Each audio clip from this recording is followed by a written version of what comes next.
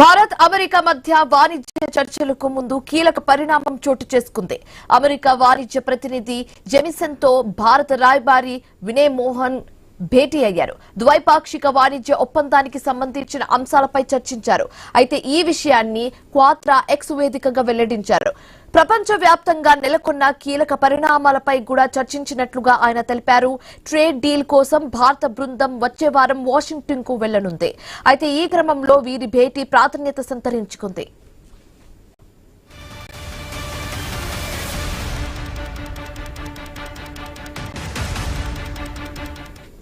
భారత్ పై tariff ను 18% తగ్గించడానికి అంగీకారం కుదిరించుకుంది.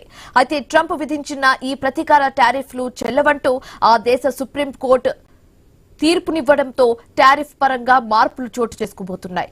అయితే ఈ మార్పులపై చర్చలు జరిపి తదుపరి కార్యాచరణను చేపట్టేందుకు ఏప్రిల్ 20 నుంచి 3 రోజుల పాటు చర్చలు జరపనున్నారు.